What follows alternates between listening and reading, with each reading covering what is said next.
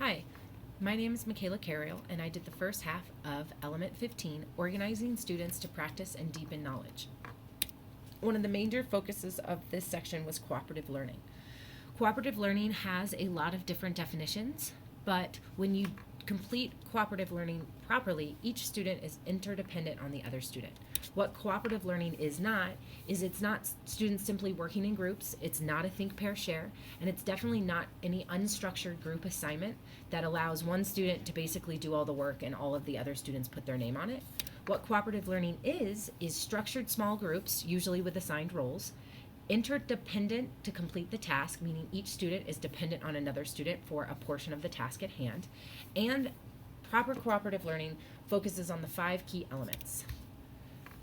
The first key element of cooperative learning is positive interdependence.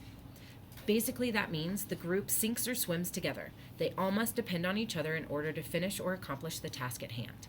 Key element number 2 is individual accountability, which means students learn together, but they perform alone. So they rely on each other to fill in the gaps, but they are assigned a specific task on their own.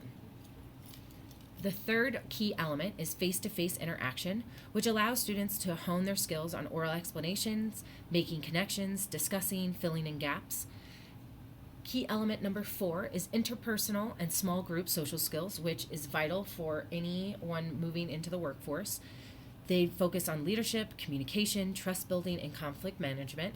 And the final key element of cooperative learning is group processing. It allows the group to reflect on what went well and what could be improved the next time around, and gives them a moment of metacognition.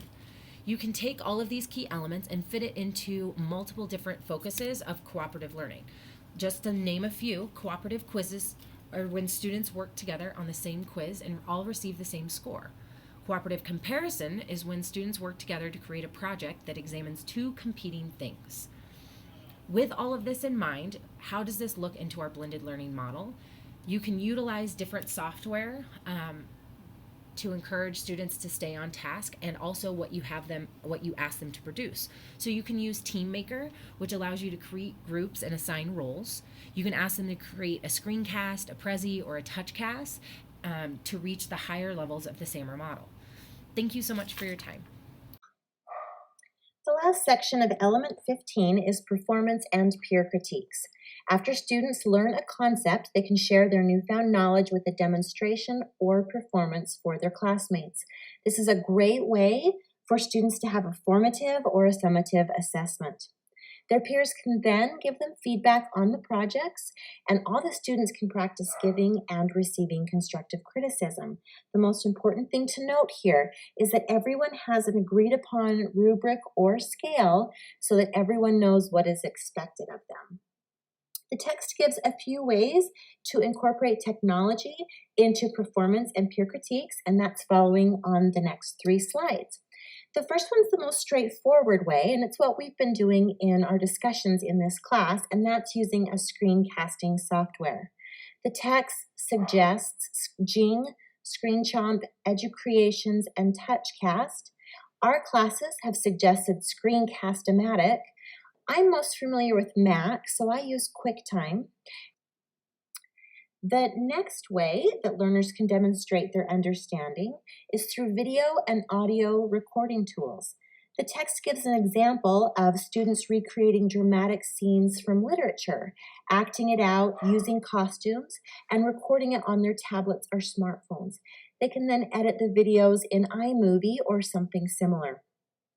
Our school has invested in some podcasting materials, and the students love that. I'm in an elementary school, and the upper grades have really enjoyed using podcasts to demonstrate what they have learned. And then the last technology that I'm going to talk about are non-linguistic presentations, which are diagrams, graphic organizers, etc. The first thing that they suggest is interactive whiteboards. The next thing are presentation software like Prezi, Keynote, PowerPoint, Google Docs, or word processing tools such as Google Drive, Pages, or Word. And again, I think it's important that you need to do what your school has accessibility to and what you're most comfortable and familiar with. In addition to that, there are some mind mapping apps. The text suggests MindJet. I found a great one for elementary ages, iMindMap. And then I found a couple of others that were highly rated. One was Mindly, and another was Concepts. And then the text ends by talking about iEarn. That stands for the International Education and Resource Network. And that's an international collaborative publication where you can interact with students from across the globe and share what you're learning in your classroom.